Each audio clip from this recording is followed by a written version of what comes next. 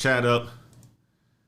Let's give it a minute so that everybody can join. I'm opening my chat now, guys. Let's do this. Open browser. We got the chat up so that we can start to see when people roll in. It's a Friday. It is a Friday, and it looks like we already got some people already in the house. Guys, if you can hear us, if you can hear me today, put one in the chat. Let me get my other chat going on too. All right, let's do this. All right.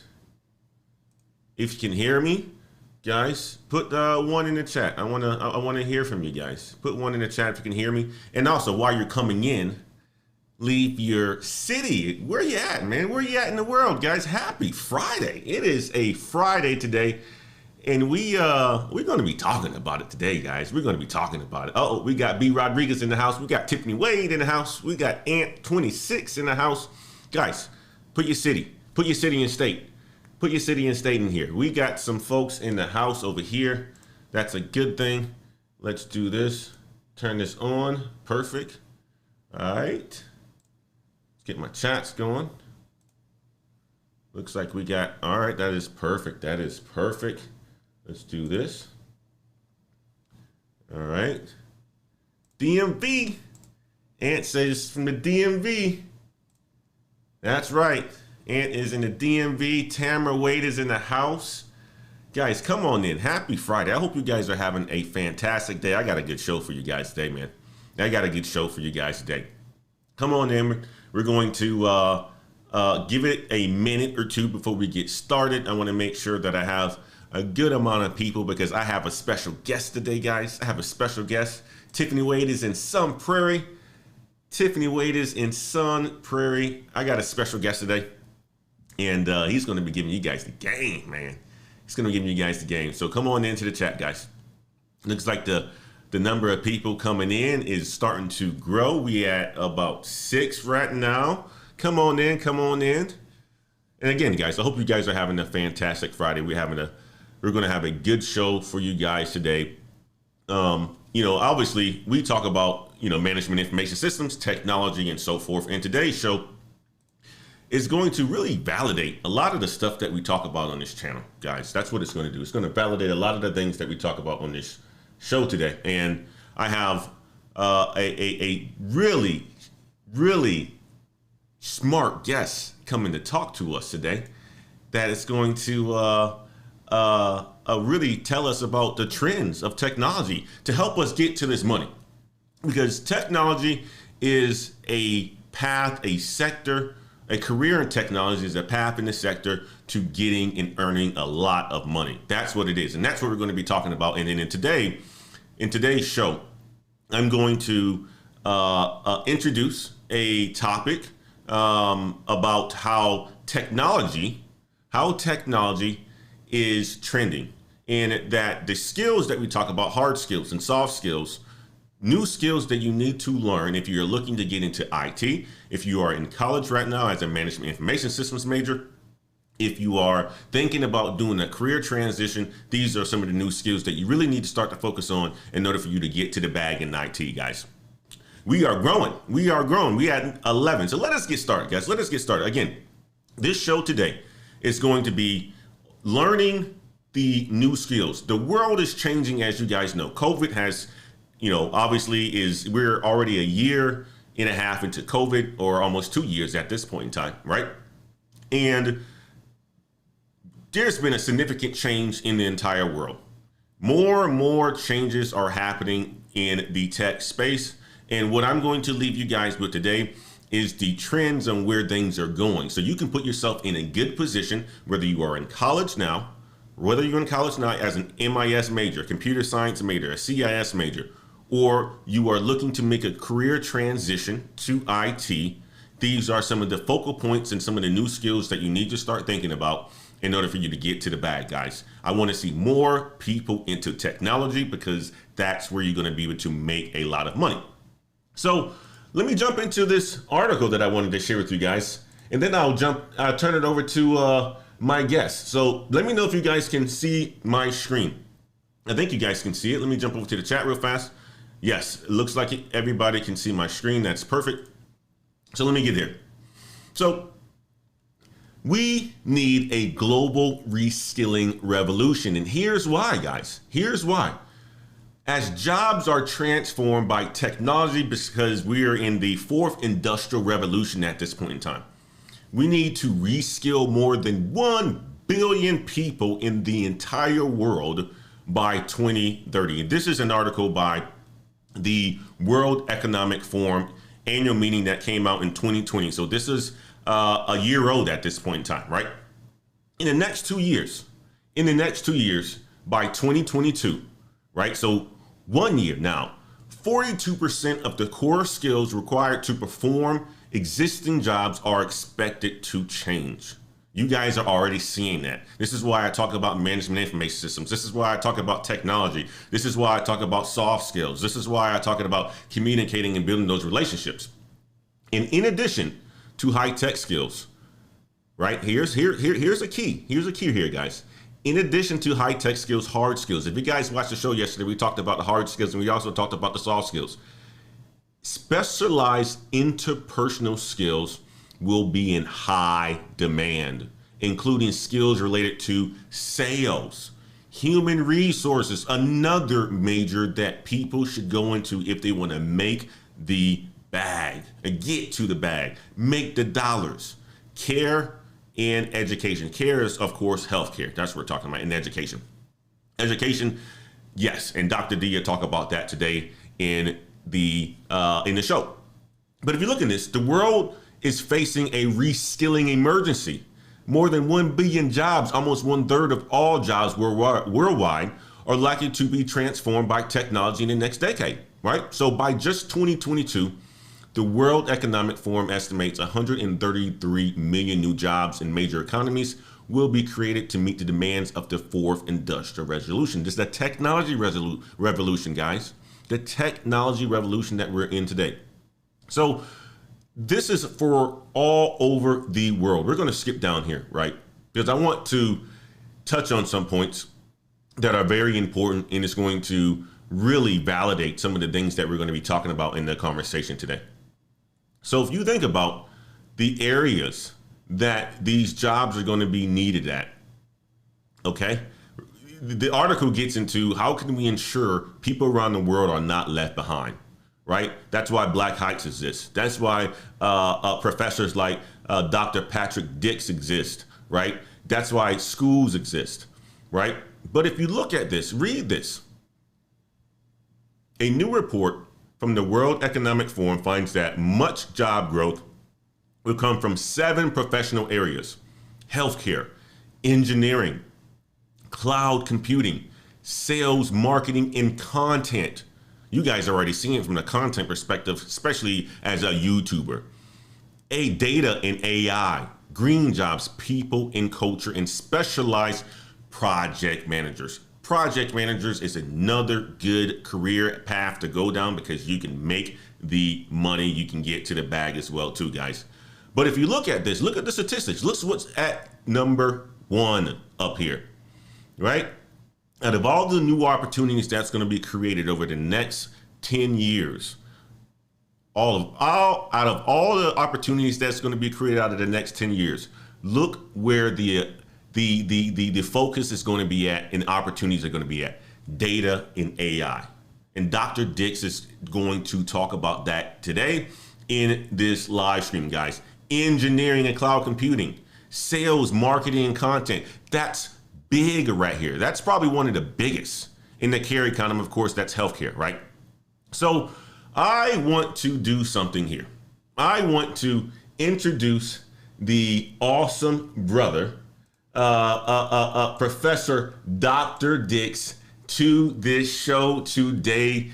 Dr. Dix, man, tell people how you are doing this wonderful Friday. How are you doing today, sir?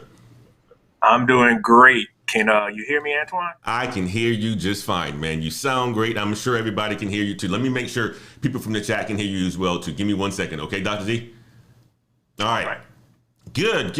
Okay, guys, can you hear Professor Dr. Patrick Dix. I got to put that. It's I got to say Professor Patrick Dix, Dr. Patrick Dix. What do you want me to call you? Dr. Patrick Dix?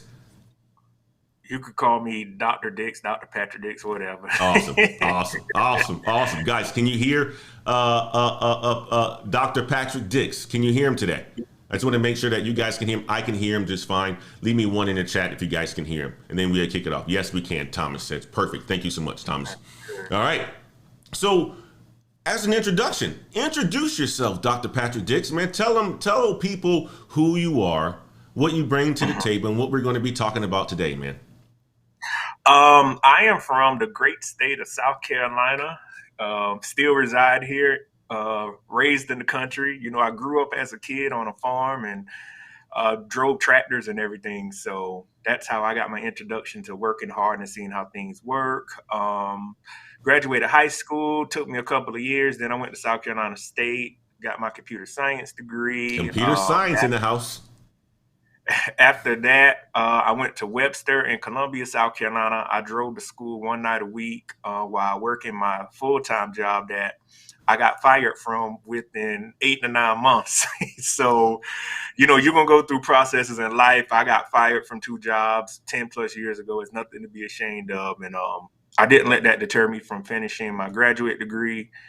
And from 2017 to 2020, I went to school at Robert Morris University in Pittsburgh. I actually flew to class once a month, 23 times. The 2 times we didn't go was because of the pandemic, and wrote my dissertation on the automation of manufacturing and the potential effects on rural communities in South Carolina. And it is published in ProQuest. And you can see the first 24 pages of it if you go to ProQuest and search for it. So it is an actual living document. So I have the degrees and the dissertation and the stamp of approval on my background, to my educational background. So, wow, man, those are wonderful academic achievements, man. So let's talk about this. So, what made you major in computer science, Dr. Patrick?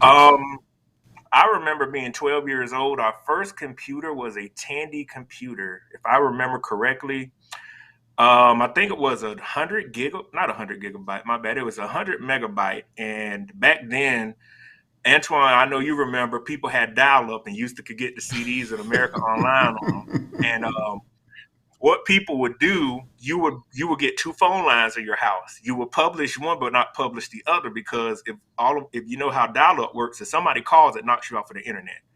And I remember playing on that computer, playing this game Jeopardy. And I remember getting a 3.5-inch floppy. I know many of your listeners don't even know what a floppy disk is, but a 3.5-inch floppy with the magnetic slide on the top, and getting it stuck in there trying to get it out. And I said, wow, this is an interesting machine. It's a computer. And then my mom purchased an Acer computer with the big monitor. It had the tower on the ground. We had Windows 98, and a lot of people don't remember when you used to install Windows 98 or 95, it was a bunch of diskettes you had to put in to install it on the computer. So a lot of the computer applications back then were on a CD or a sliding diskette. And I just was always interested in computers, and my dad had a paint and body business, and I would set up the phone lines and stuff. So I've always been around computers since I was little, and with us painting cars and stuff, I've always had an engineering mindset to take cars apart. And my dad had my brother and myself down there putting cars together. So I've always been around electronics and engineering and computers. So I just, decided, well, I will major in computers because it's something that I know how to do. And I will let everyone even know listening to it, you don't have to be the smartest person in the world, but if you can critically think and become analytical and figure out how things work, you can be very successful in life. And that's how I ended up to where I'm at now, and with my jobs and just the experience I've gained. That's a little bit of, that. No, that's wonderful. That is wonderful. Dr. Patrick Dix. Let's do this. I want to go over to the chat real fast. Who do we have in the house? We have Tiffany Wade in the house. We got John Goolery in the house. We got Thomas in the house. We got Benader in the house. Welcome, guys. We got Ant26 in the house. We got B Rodriguez in the house. We got Afro Shop in the house. We got my brother Menzi in the house. We got all kinds of people in the house right now, man. Thank you guys so much for supporting us today in this live stream, man. And obviously, Dr. Patrick Dix is a computer science major, but he's also a professor, and he teaches at the technical level at universities, guys. And one of the things I wanted to talk to him about today is the trends, right? The whole purpose of this live stream is to talk to you guys about new skills that you're going to need in order for you to get to the bag, guys. New skills that you're going to need. And that's why I started off the live stream going through that article, because they're talking about data, AI, they're talking about interpersonal skills, all the soft skills that we talk about, right? That's, if you guys go through my entire channel, you will see the catalog of all the different fields that you can go into as a MIS major, IS major, computer science major, IT major, right? That's why I'm so keen on IT, because you can use IT to get to the bag. That's what allowed me to become a millionaire in life. Now, let's go over to Dr. Patrick Dix, man. Talk to us about what are you seeing. But before you get there, tell people about you talked about your dissertation, how it was out there. Talk to people about what your dissertation is about, and then we're going to use that to lead into the new skills, the trends into the IT market. Talk to people about what your dissertation is about. My dissertation is about, in the Southeast, manufacturing is big. The Southeastern United States is the hub for manufacturing, and my dissertation covers the evolution from what we'll call it the car. Before the cars came out, they would call the name of it was the horseless carriage. So you had the industrial revolution of the late 1890s to the 1900s, and it pretty much took away horses and carriages and replaced them with cars. So my dissertation talks about the history of how factories have tried to remove human labor and incorporate machines into it. And I focused on South Carolina because I live in South Carolina and I'm from South Carolina and I'm currently here. And South Carolina is very rural, and there are many manufacturing companies in South Carolina. And in my dissertation, we name many of those people low skilled or unskilled workers. An unskilled worker is someone with just a high school diploma with a little bit of training, and a low skilled person is someone that has a high school diploma but no additional training. So what's going to happen? You're going to have millions of people that are affected by automation because there are many processes, we call them repetitive, that can be automated. One of the things is, in South Carolina, there is the Michelin facility and there is Bridgestone. They are two multi-billion-dollar tire makers. Yep. And many of those processes can be automated to take humans out of it. A company will invest $400 to $500 million in year 5 or 6 to start to make 20 million, then 100 million, then they'll make 400 to 500 million. It's all about return on investment. So anytime a company can replace human labor with a machine, they will do it. They would have a software engineer, you can have an electrical engineer, and you can have a janitor managing 100 robots in a facility. And say Antoine is a software engineer. Antoine could sit at his house and go through the VPN and change the packages for us. I don't even have to have Antoine on site.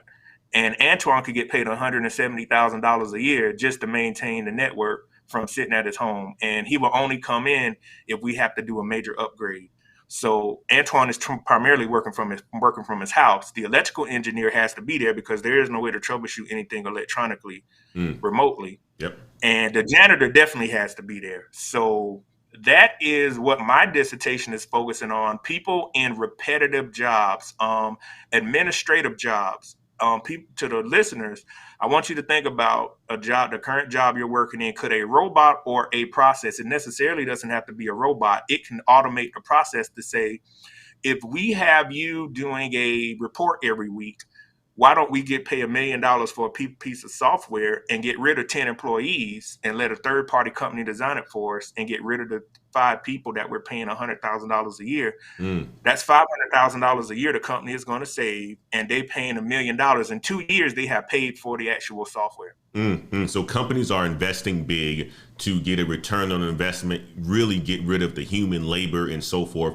And what I'm hearing you saying also is, guys, if you are in a job that you are doing repetitive tasks, you got to get scared, guys. You should be scared, guys, because it's coming. It's only a matter of time.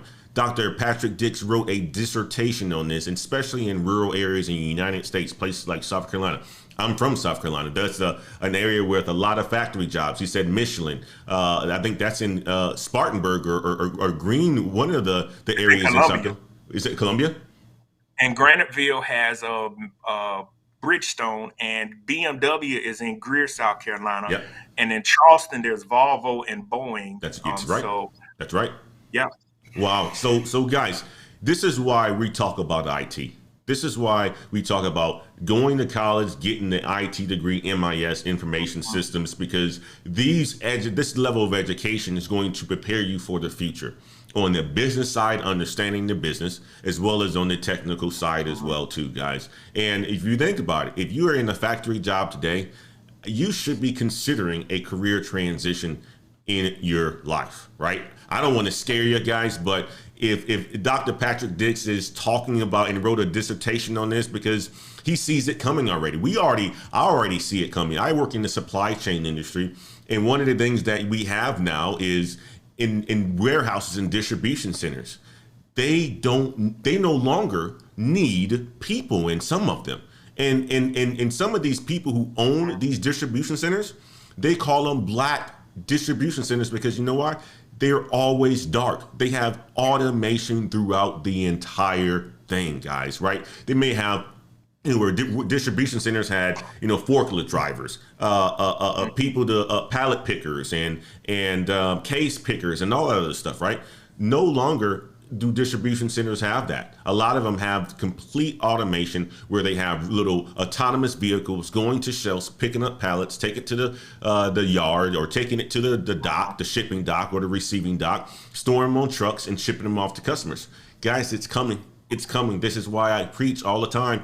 Information technology is going to get you to the bag. It's going to make you a higher salary. It's the trends on where the new world is going. And data and AI is very important, guys. So, Dr. Patrick Dix, okay, talk about the subject today. You are a professor.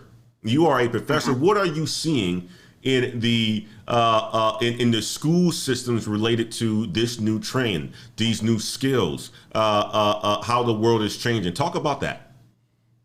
Many of the colleges, I've actually rewritten some curriculums for schools. When I started teaching part-time about 7 years ago, the term automation I've never heard of the term, but now curriculums are being adjusted, data analytics, business intelligence, everything to deal with factoring in automation and the removal of humans out of the process.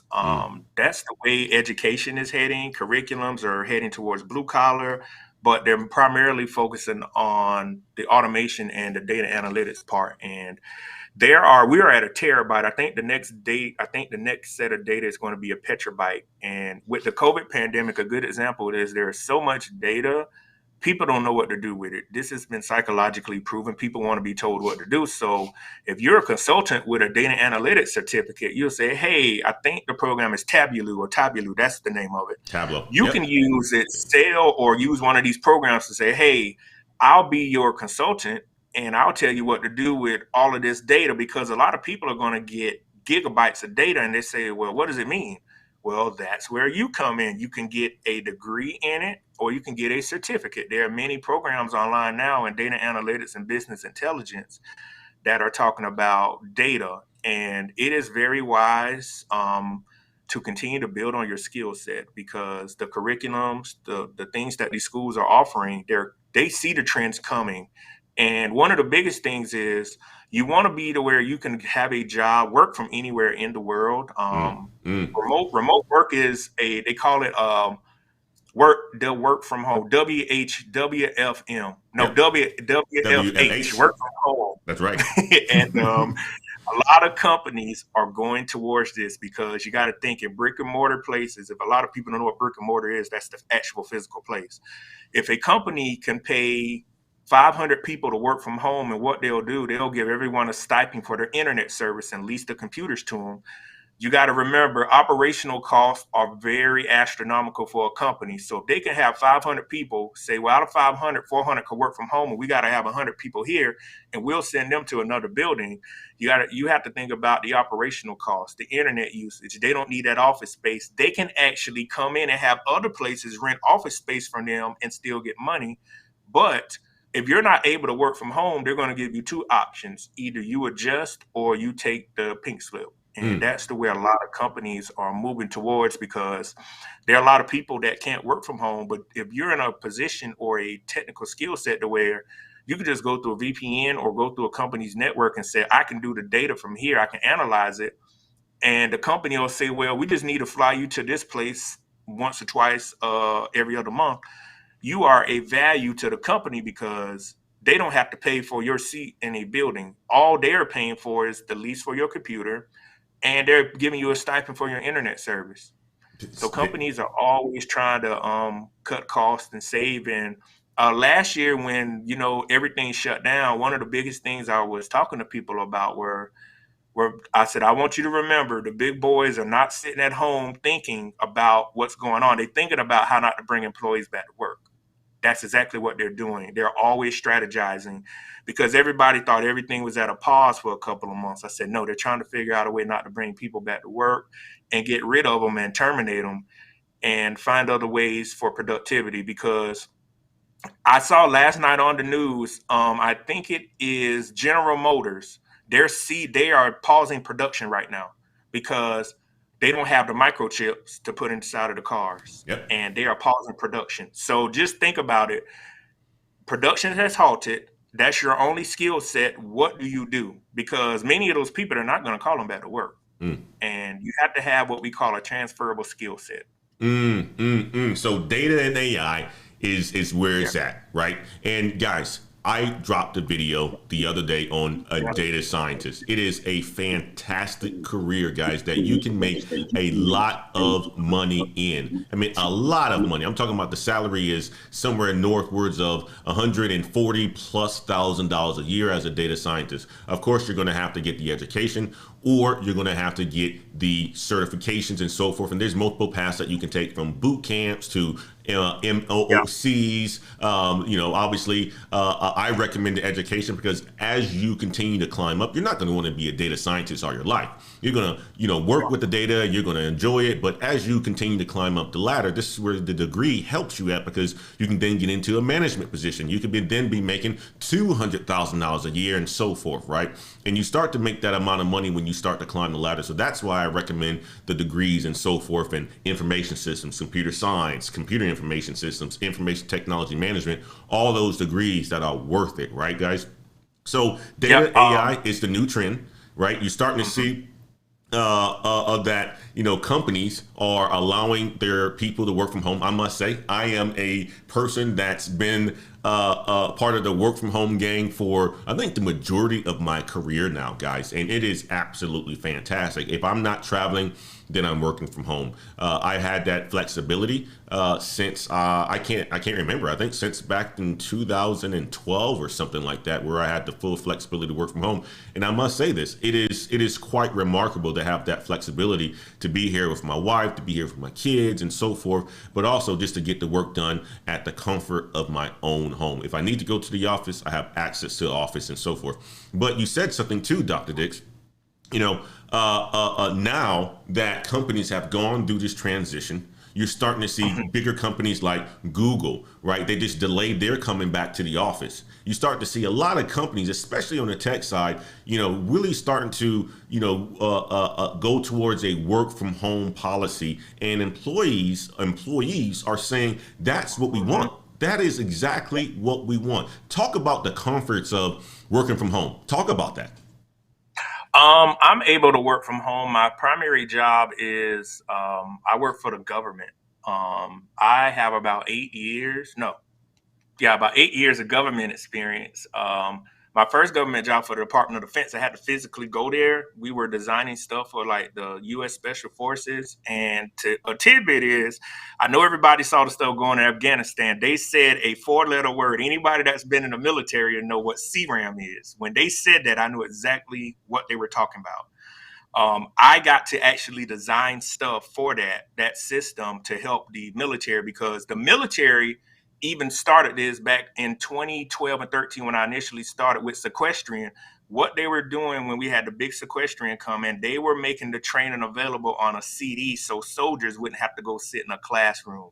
Mm. If anybody has ever been able to go to school, when I went to Fort Jackson, Fort Gordon, to do my graduate degree, I got to go into military installations, and you're in class with military people that are in the officer candidacy school. So it's a great thing to learn about what they do. But they were telling me when we were sitting in class, hey, they're trying to make it to where their training is done on a CD to where all they need is a laptop. So the military has had this concept about 8, 9+ years. So to go back to the CRAM point, I'm like, wow, I designed something for that, which CRAM stands for counter rockets, artillery, and mortars. And if you heard the people on TV talk about it, they counter the rockets. So it's Mm. great. Something that I worked on a long time ago. I actually like, oh, I know exactly what that is. So the thing to bring up to go to the other point is, with my background and from everything else, I'm able to work from home now with the COVID pandemic. With my current government job, we were going to the office 1 day a week,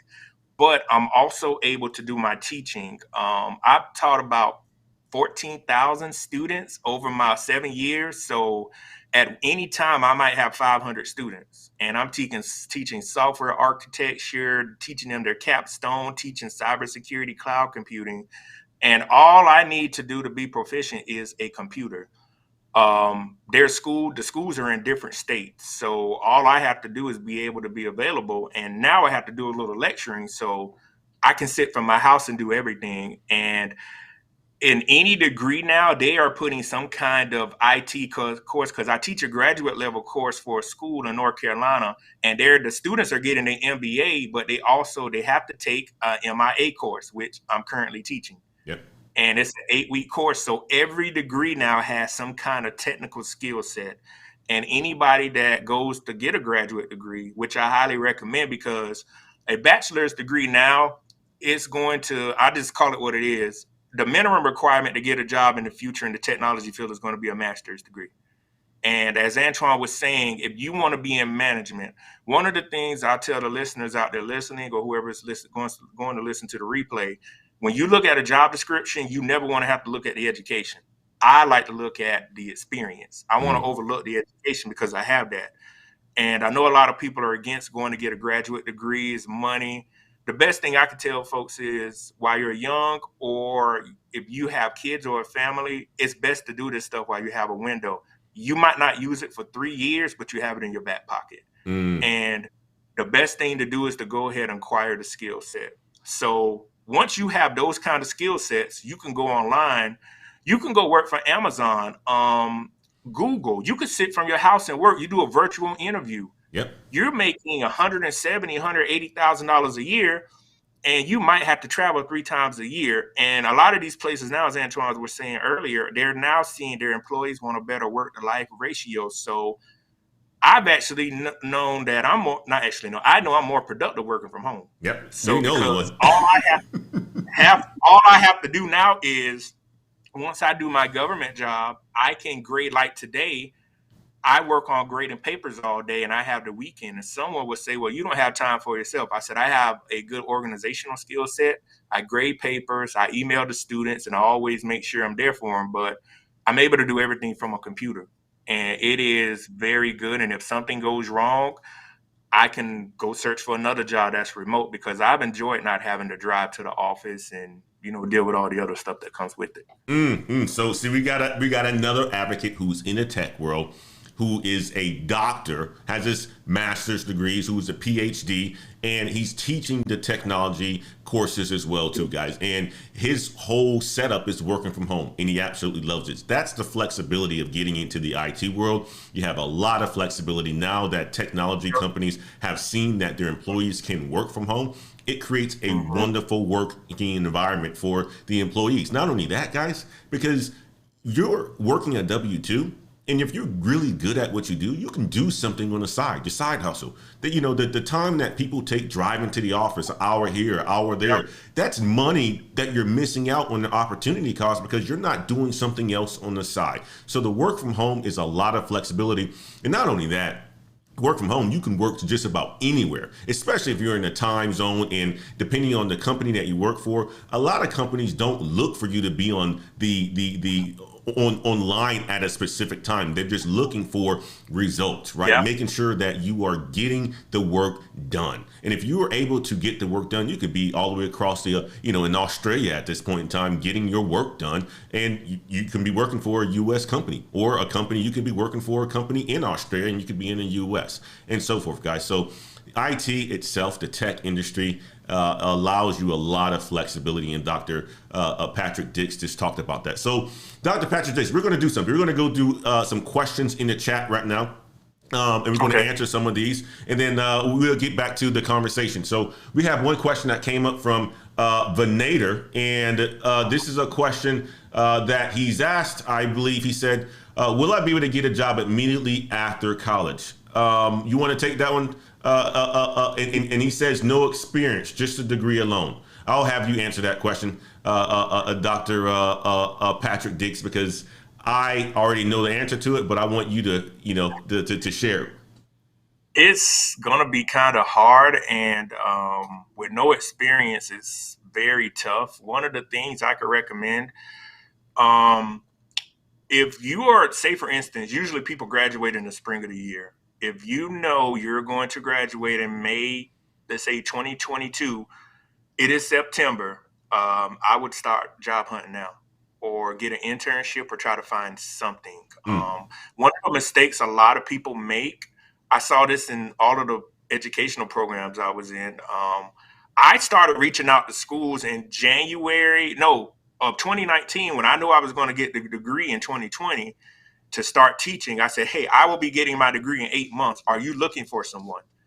And a lot of people, you can't wait till the last moment, because we live in a competitive world, especially coming fresh out of school. It's going to be tough. I had a hard time getting a job fresh out of college. I just went back to Walmart, and then I got one internship from this job that I got fired from, and then I got another job.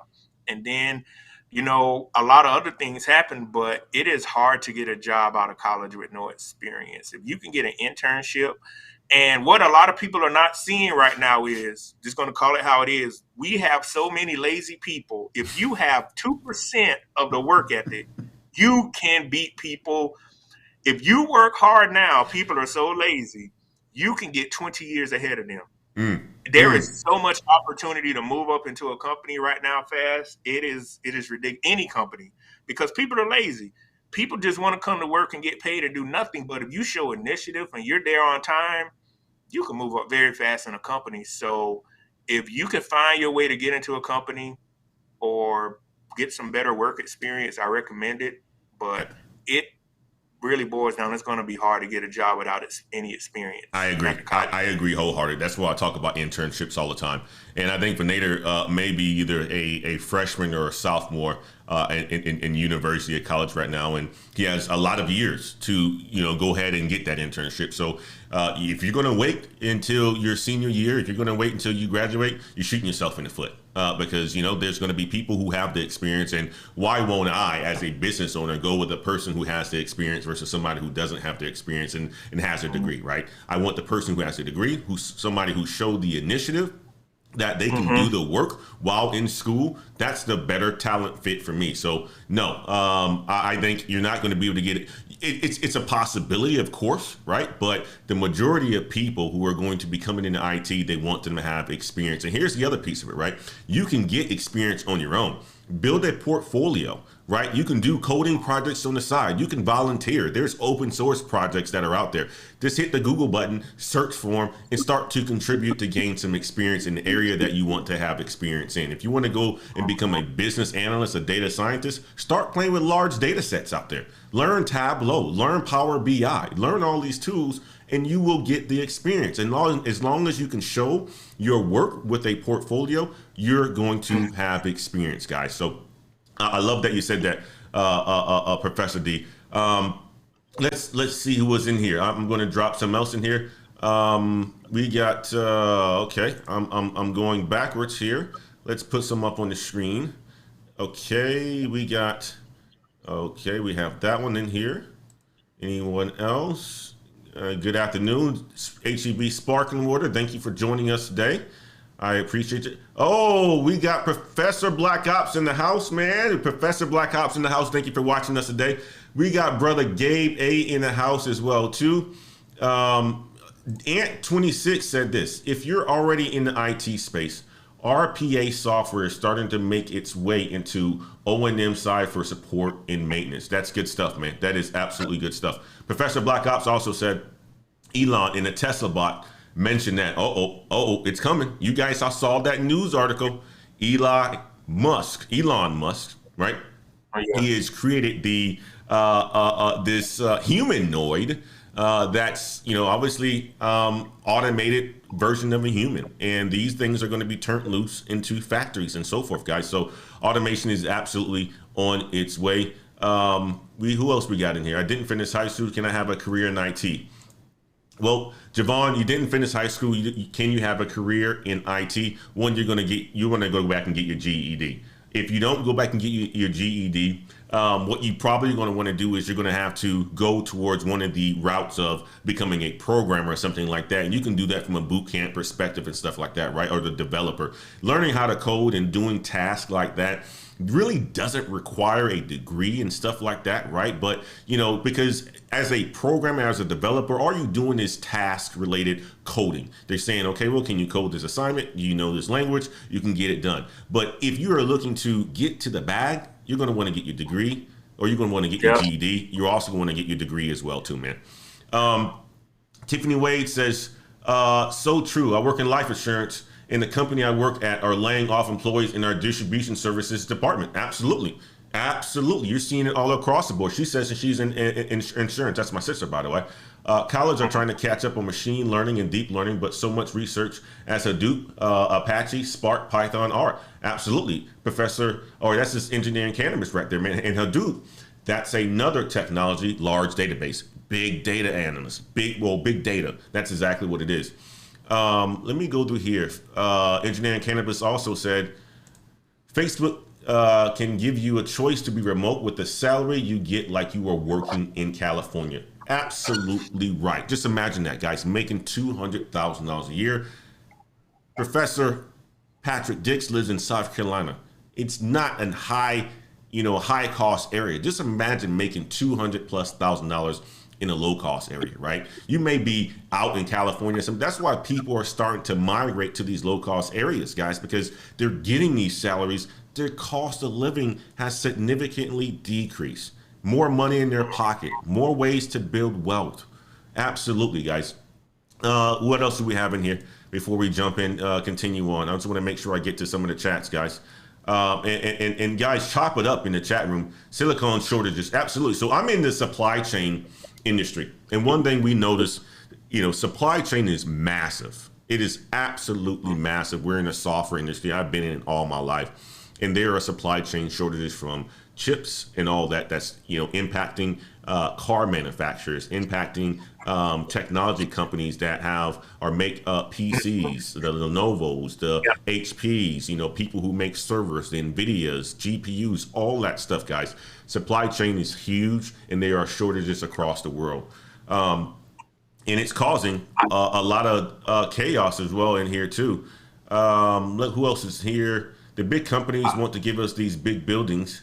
The lease savings. Oh, absolutely. And 26 said something that is really absolutely true. The big companies want to give up those big buildings.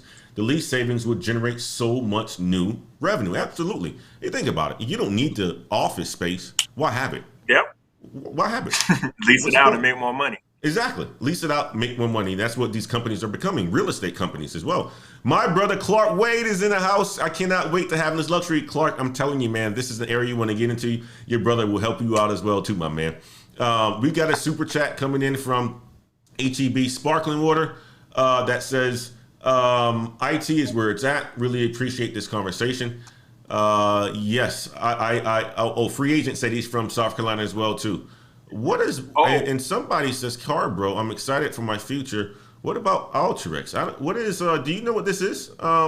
Professor Patrick Dix? Alteryx? Never heard of that. I never heard of Never heard Alteryx of. either. Let's Google it though. That's one thing that we're all on the computer right now. They find out what is Alteryx. I don't know what that is. Okay, tell us. Computer software. It's a dragon data analytics. Oh, okay. Oh. Yes, Google Analytics 2 to download data from Google Analytics directly into your Alteryx workflow. What is it used for? A platform that allows companies to answer business questions quickly and efficiently. No, that's dope. Alteryx allows teams to build process in a more efficient, repeatable, less error-prone way and less risky way. Great. It sounds like it's a great business process software, right? Another technology working for a company like Alteryx is great, especially if you go into sales because businesses need this sort of software to improve the business process. Another reason why I say management information systems, because this is a company that's found out that businesses or people inside a business had a challenge, right?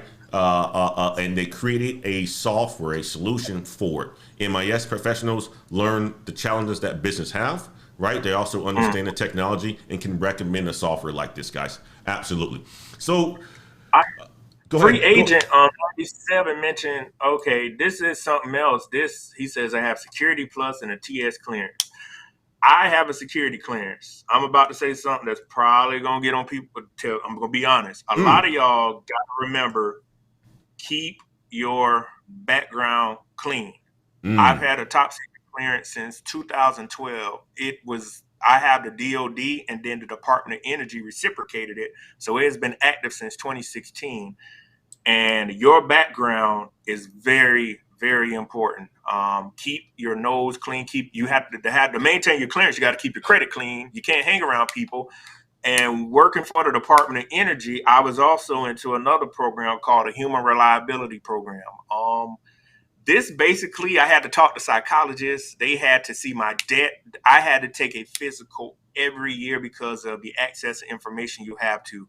I would not have been able to get access or get that human reliability program stuff if I had not had my background clean. And a lot of people are going to be kicked out of the door of life because I have the skill set, but your background stinks. And once you become successful, if y'all listen to O'Shea a lot, we talked about it on the Hall of Game with Gabe and all of us. You have to stop hanging around stupid people. A lot of y'all don't tell them. Don't tell them. Don't say it again. Hold on. Say it again. Say it. Hold on. Damn. Say it again. Stop. Once you become successful, you have to stop hanging around stupid people. That's family member and friends. If y'all watch a lot of O'Shea stuff or watch a lot of us talk, you cannot carry people. There's a table for you. You cannot bring your friends with you. And a lot of y'all don't know how to separate that. It's going to hinder your career. If you have $180,000 a year job to where you're able to take care of yourself and you haven't had kids yet and you're able to pay your debt off, you do not jeopardize your job hanging with your cousins that smoke weed and do nothing. Because at the end of the day, you are what they call the bag. So they're going to try their best to make sure you take the fall and pay for everything. You have to remember this. With great power comes great responsibility. And a lot of men don't realize that till it's too late. Now you're up here riding in the car. You have for Antoine, you have 10 years of the experience and have all this education, and you get a felony charge for dope for riding in the car with your cousin them because you want to still be cool with them. It happens all of the time. I live in South Carolina. There are a lot of country people down here that still have that country mindset. So out of all of the important things we're talking about, once you become successful, you have to stop dealing with crazy women, and crazy family members and crazy people, because you have to protect your sanity and protect your life, protect your credit, make sure you have good mental health. Just make sure as you are move up through these things and are able to attain more, you are taking care of yourself first. But do not get lost trying to take care of other people and say, well, they're not going to like me if I don't come around. Well, if they want to come around, you tell them this is the standard. You need to try to go to school, go to the military, get you a skill set and get some discipline, and I'll help you out. So you're gonna come to a lot of I'm gonna tell y'all gonna come to a lot of come to Jesus meetings with a lot of people in your life. Because as you get older, this is the gap is gonna widen like this. And your family and friends are gonna be back here. And it's either do I continue to move forward or do I continue to help keep them in their misery? I would move forward and say, look, I try to help you out, but if you want to change, I'm more than willing to help you. That's absolutely great advice, man. You think about it, right? We talk about the education. We talk about the soft skills to climb the ladder. But a lot of that, guys, a lot of that has to do with the decisions that you absolutely have to make, the commitment, the sacrifice, then removing yourself from other people who aren't on your same path. Guys, and it's here's the thing, right? It's nothing wrong with removing yourself from people who aren't on your same path. It's not like you don't like them.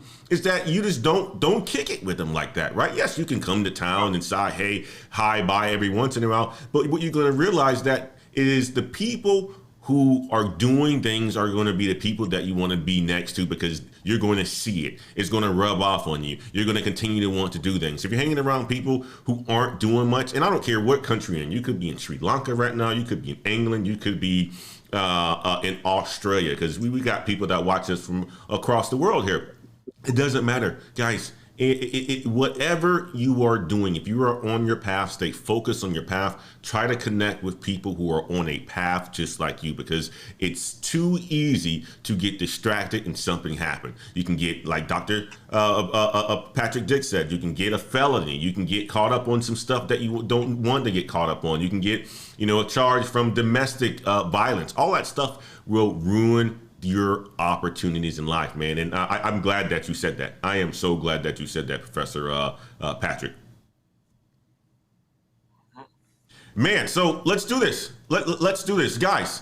What else you got for us, Dr. Patrick? Anything else you got for us, man? I was potentially even going to open this up to the to the chat to come on in. Hold on. We got another a question that came in from our brother Minzy over here. He says, what is the age ceiling for transitioning into a tech career, considering the time to complete the degree in the career length? I don't really think there's an age ceiling, but you just have to have the discipline and the mindset. But one thing is, a lot of people say, well, why do people like people to have a degree? It shows that you can complete something. In life, you'll notice people that always quit when things get hard always are blaming other people. So if you come to an employer and say, hey, I have an IT degree, it shows you could discipline yourself enough to start something and finish it. Even if it takes you 6 years, employers don't care. Life happens. They say, well, you stuck with it and you're willing to start and finish. So there's never an age ceiling to transition to a degree in a career lane. One of the good things is you might find a company that might say, hey, we'll help pay for you to finish the degree.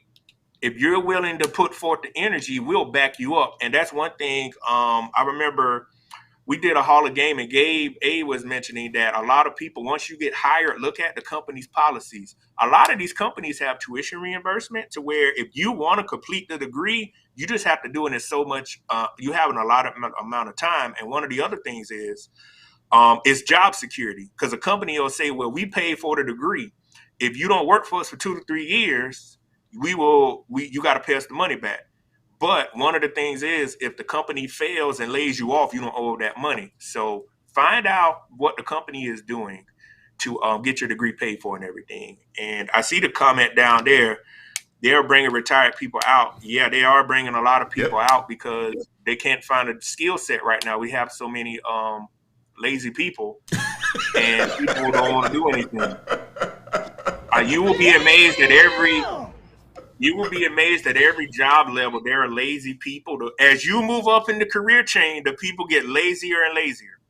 I asked Antoine, people always try to find, well, they can't do it. Like, you've been here for 20 years making all this money. What do you do?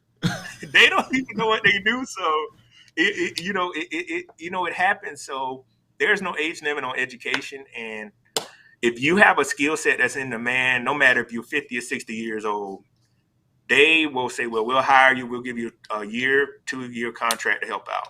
Yeah, I love it. I love it, man. Let me give you another one, man. Damn! All right. So Professor Patrick Dix, knowing that you are a computer science major and you teach, obviously automation, and you've done your dissertations and stuff like that. This is a good question from a Cavito 920, right? And knowing that you've been on the programming side, I've been on this side as well too. But he's asking the question: what are alternative career paths for someone in the software QA? It seems like there's a limited opportunities once you have been promoted to a senior role. Well, for the listeners, QA is quality assurance, so quality analyst. Those are the only two things I know stand for that, unless they came out with a new term. I actually did QA in my first job for the DoD. We were inspecting the program. See, this is one of the things that doing QA.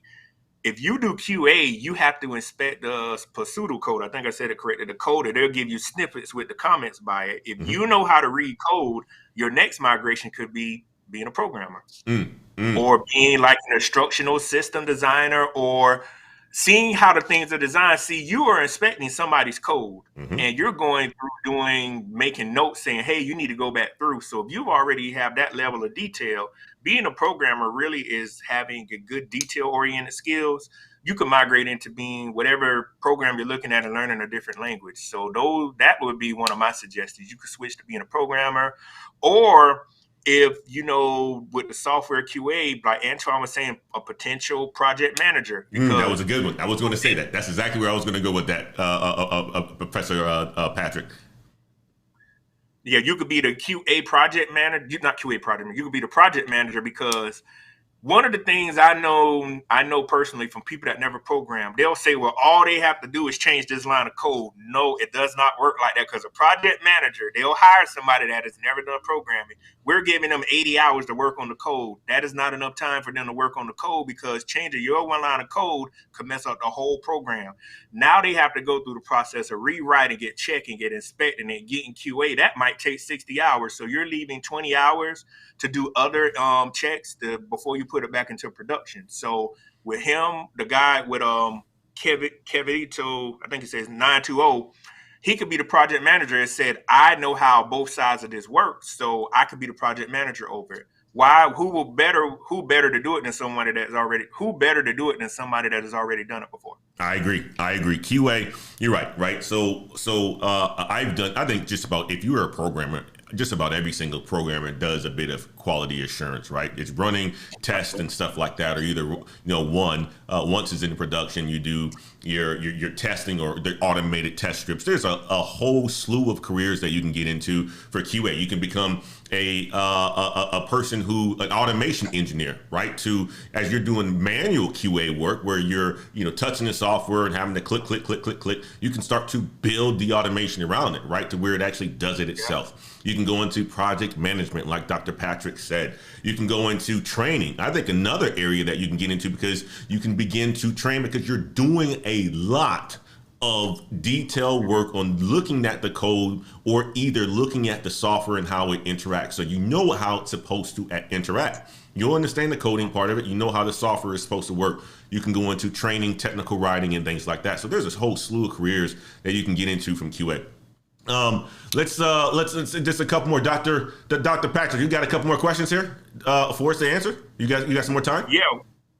Yes, they said, what tech opportunities are there for me in accounting firms? I'm interested in accounting. I think accounting is a fantastic major, by the way, but go ahead, sir. Yeah, it's like, I would say it's a lot of data and accounting, so data analytics. I know about accounting. Maybe Antoine could get some more insight into that. I would just say data analytics or business intelligence. Those are just two off the top of my head. Well, the thing about, tech opportunities in accounting, right? Accounting, the accounting what do you call it, a business function itself, and just about all companies use in information systems, right? So if you think about, if you're an accountant and you're going to be using a tool, I'm going to use something like, what's the big one? Workday. Right, Workday is a good one for HR and so forth. If you learn the insides and out of Workday as an accounting system, if they're going to be using it, or one of the Oracle systems, that's a tech opportunity for you right there, guys. Also, if not only that, if you are an accountant, I think that's a fantastic major, a fantastic degree by itself. But if you want to get into IT, guys, get a minor. Go and get a certificate. You already got the degree. If you're interested in the tech side of it, accounting information systems. There's a whole slew of software, a whole slew of products that are made specifically for accounting that you can start to experience and leverage. Accountants use reports every single day. They have a keen eye. They good with numbers and so forth, guys. It's a huge opportunity for you, Philip. Let's see who else we got up here. We got, let's do this. Kavito, Scrum Master. Yes. I got Thomas, you got a question. What is your question? The data analytics. Okay, here's this question right here. The data analytics certification, which one would you recommend to someone who work as an accounting analyst but want to move towards business/financial analyst? The data analytics certification. You know what that is? Which one he's talking about? I know there are several certifications. If you Google, there are several schools that offer them. Yep. So Google, and there's tons of them that are out there. I'm just Googling them, and data analytics. I see. Let me see. While we're using the computer, I see Google the certificate, IBM analyst professional certificate, Corsa. It depends on Microsoft certified data analyst associate. It depends on what he wants to do. So there are so many. So it's such a broad question. It is, yes, Thomas. It is a broad question. It is, but I would say you probably want to focus on the ones that is actually large. I would say Google or something like that. IBM is a big one as well too.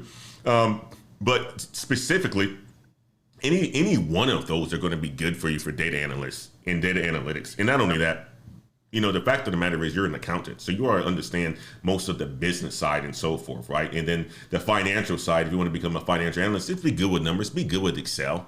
You know, if you're good with Excel, you know, and you have a data analytics certification, you're going to be so highly marketable, man. You're going to have so many job opportunities because, as we talked about, this whole thing was about data. Our discussion today was about how data is the new trend. Getting into a data role is going to provide you a lot of opportunities. So either one of those certifications, the Google, IBM, there's other ones that exist out there. Either one, they should work for you. But I think Google has a higher, better brand to it. But you can get one that's not even completely, you can get something locally from a university or something like that. University of Texas offers one as well too. You have to make the decision based on cost and what's best for you. But you're gonna have to do your own research too, my man. Thomas said he's currently a degree in accounting MIS. That's perfect. Oh, we got a super chat. $25 for Ant26. Really good show. Nice to see someone in my space. Keep up the great work, man. We appreciate you, brother. Thank you so much for supporting us. I really do appreciate that, Ant26. Thanks for answering my question, Ant26. I'll look into it. Ant26, thank you for the support too in the chat, man, because there's a lot of people who've been in this space for a long time. And a question from NC Worker. Where could someone go in IT who is studying supply chain management, distribution management? Guys, this is huge. That's an Antoine question. That's a me question right there. It really depends on what part of IT do you want to get into. But here's what I would say. You could become an IT manager. You could become a business analyst. I would start in the business analyst area first, right? Because as a supply chain distribution management, one of the things about supply chain, whether it's supply chain is broad. There's planning, there's demand, there's all that stuff that's in between it, from manufacturing and so forth, logistics and so forth, right? All that is driven by numbers and data. And if you have a good understanding of the data elements of it, combining supply chain management with something like MIS as a minor, or something like a certification in business analytics, it's going to make you very, very marketable as well. So I would say if you want to get into IT, you're going to have to focus on the data side. Go with something like some sort of certification in business analytics, some sort of minor if you're still majoring at MIS, something like that. So it's going to give you a combination of some bit of technical side, but also with your supply chain management, you're going to be marketable in the market today, man. Supply chain is where I live, where I grew up. I've only been in the supply chain industry my entire career. Hope we answered that one for you. Okay, what else we have in here? Salute Professor Black Ops. Thanks a lot, Ant. Question for Dr. Patrick. Okay, this is another one. This is for you, Dr. Patrick. Speaking of trends in the new space, how has the intelligence community been working with universities to identify new pools of talent? The new generation is all online. When he's asking intelligence community, I'm assuming he's talking about the government agencies. I'm assuming CIA. That's what it is. Yeah. I'm not clearly sure how are they working, but I went online and I have a LinkedIn page and I see some of the 3-letter alphabet people are recruiting for jobs. That's the only thing I know. I haven't directly dealt with a university to where the government agency has impacted them. Oh, no, I take that back. The CIA or the FBI, when I went to Robert Morris my last year, they got a grant to do something. What was it? The undergrad students at Robert Morris got some grant to do something. And so one of the good 3-letter agencies is working with that university. But I can't remember exactly which one it is. It might be the FBI. Hold up, because this was a big thing. It might be the FBI or something. But I remember them trying to help them do. It was something, but I can't remember. It was cybersecurity. Yeah. Robert Morris University in Pittsburgh was doing something with the FBI with cybersecurity. So they are reaching. That's the only university I know of right now that they're reaching out to, but I'm sure there are pretty more. So they are finding ways to identify, because some of the professors have a insight with some of the recruiters. So that's pretty much how I can answer. Yeah, that. no, that's good. I think there's one more question before we jet out of here. I know I'm more over your hour perspective. I think there was one more question in here from Dave Tao. Let's put him up on the screen real fast. I think this was a good question here. Let's see. Would industrial engineering be a good? I think Dave Tao said this. Would industrial engineering be a good field to complement computer science? I was reading his quote. I was looking at his stuff. I'm like, yes. Industrial engineering. And he has another comment. I was thinking about getting my master in science and industrial engineering. Would it be worth it? Yes. If so, would be getting a certificate in data analytics and data science be the best direction? Yes. It covers both. I mean, man, you're gonna be highly qualified, because if you listen to anything Antoine. If you in the tech world, you can do so many things. Like, for instance, if I had to go back into the real world, well, I'm in the real world, but if I had to go, I could be a project manager, I could be an IT manager, I could be a program manager, I could be a developer. When you're into the tech field, it opens up so many things. Well, somebody will say, well, your background isn't in industrial engineering, like the comment Dave just wrote.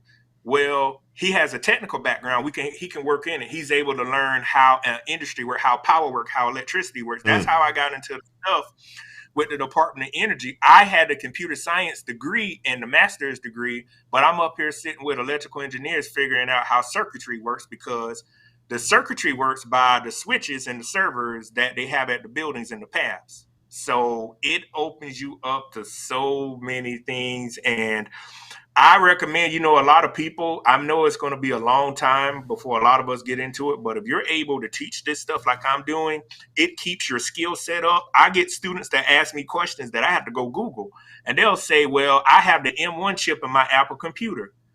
I don't have a computer with an M1 chip, but I have to go Google. It's not compatible. It makes me go and read stuff when 12 or 1 o'clock at night.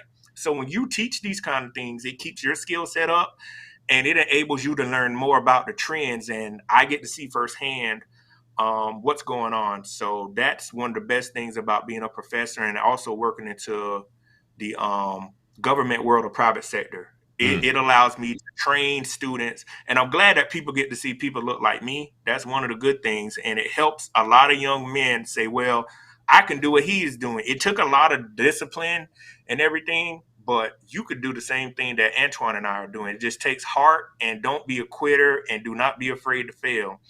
I got on a plane to go to Pittsburgh in August 2017. I had never saw that university. I got up there and finished in May 2020. I would tell anyone, the only other person in my family that had a doctorate degree was my mom's brother, but that was the mid 90s. So we have very successful people, and I look at myself, I want to be successful. One of the biggest things I can tell people, you never want to look back in life and say, what if? Because at the age I'm at now, I don't have kids or married. This is the best opportunity and the best time to take risks, because once you get married and get older, it's hard to do it. Why not do it now? If you're going to go through life, you might as well go ahead and do something to make yourself better. Staying stagnant is going to hurt you, especially in this economy. If y'all seen the videos with Erica Williams and Kevin Samuel saying winter is coming, it is coming. For people that are not prepared, just prepare. Always think about what can happen. How I live life, I stay 20 steps ahead of everybody else. It may never happen, but if you're prepared, if something goes wrong, you're always able to migrate or do other things. And I'll leave you with this last thing. If we all watch football, if you want to become great at life is like how I equivalent life. Life is like a blitz. It's going to send more problems at you than you can block. You have to know how to audible in life. Watch a football game because it starts this weekend. If you can learn how to audible and change your play, you can become successful in life. A lot of people know life is about to blitz them, and they'll still throw the ball this way, and it gets intercepted, and pretty much they're losing. If you know how to get to the line of scrimmage in life and change the play, you will always win and know how to read. Pretty much that's my takeaway. No, I completely agree. And here's the thing too, Dave Tao, about industrial engineering. Industrial engineering is about optimization. So as I mentioned, I've been in the supply chain space for a long time. And early in my career, I was in the distribution centers. And one of the things that distribution centers are looking for and we're looking for is labor reduction, right? We talked about automation and all this other stuff.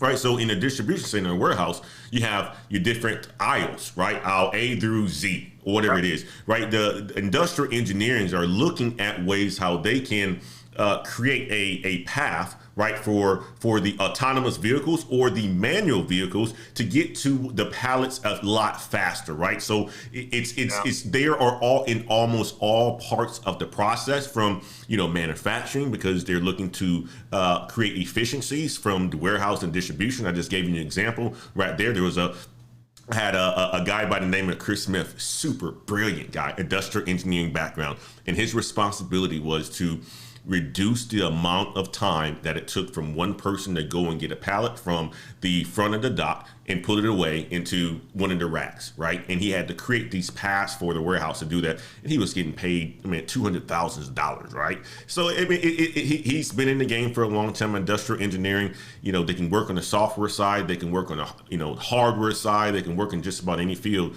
You have to pick which one you want to get into, but it's a great field that you are, going towards, and especially if you're mixing that with IT, man. I think that's about it, man. We got you got time for more, or you got to jet out of here?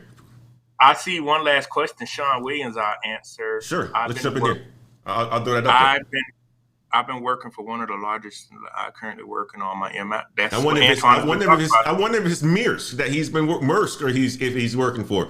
I've been working for one of the largest shipping corporations for the past 16 years. I am currently working on my MS degree. How can I leverage my work experience and degree in my next job pursuit? Well, it depends on what you've been doing working for this last 16 years, but I'm assuming that you gained a lot of experience getting an MIS degree. If you are wanting to get into the technical side, there's a way that you can go on the technical side, because you're going to learn the coding, you're going to learn things about databases and stuff like that. You can leverage the thing about you, Sean. You've been in the work industry for a long time. You should already have the soft skills. You should already have the ability to build the relationships. All you got to do is learn the hard skill side of it, right? And you're going to get that opportunity to get some exposure in the MIS degree program. But on the business side, you should be able to leverage your knowledge that you already have to manage projects. That is the project management is huge. You can make a lot of money. You can, obviously just manage some of the projects that you have for going on with one of the largest shipping container companies that exist out there. And kind of go from there. I would say a good path to get into is it's project management. If you want to manage projects, or you can go into the analyst role and leverage those technical skills. So you have a lot of opportunity. That's the thing about a management information systems degree, guys. You have a lot of options. That's why if you go through my entire catalog, video catalog, I have the different career opportunities that you can go into as a career or as a management information systems major. It includes data science, data analyst, business analyst, DBA, right? It includes project management, which is a huge one. And if you go back to the article that I read when we first started this, project management, specialized project management is a huge industry, and you're going to have to learn those skills in order for you to continue to be employed and get to the bag, guys. So, Sean, man, you are in good company, my man, and you're headed down the right path, my man. So, guys, that's going to be we got one more super chat that came in. I want to acknowledge that one. Bro, I'm excited for my future. We are excited for your future as well, too. I love that. Industry publications or websites to keep knowledge updated. Industry publications or websites to keep the knowledge updated. I'm assuming that you're asking for something. I like to read CIO.com. I like to read CNET. I like to read supply chain tech. All that stuff is what I read on a constant basis, or just whatever comes up on my Google feed. Anything from you, Professor Patrick? I read like Automation Weekly. They come anything tech. Yeah, pretty much any tech magazine. That'll answer that. Yeah. Well, I hope that answers your question, Bro. I'm excited for my future. We are excited for your future too, guys. And guys, thank you so much for rocking with us today. It looks like we had a good crowd that's been into the stream. It's like we got 36 people watching us today. Professor Patrick Diggs, man, you have been awesome. Thank you so much for giving us the game today. I thought this was a fantastic show. I gotta bring you back on soon again, my man. I gotta bring you back on I don't soon. mind. I don't mind coming back on. Just email me or get in contact with me. My schedule, I can move it around. I like talking about stuff that's gonna help build people's confidence and allow them to become better people. I full support that, my man. And we got some other ones that are out there as well too, man. I appreciate you. I appreciate you all, guys. And until next time, peace.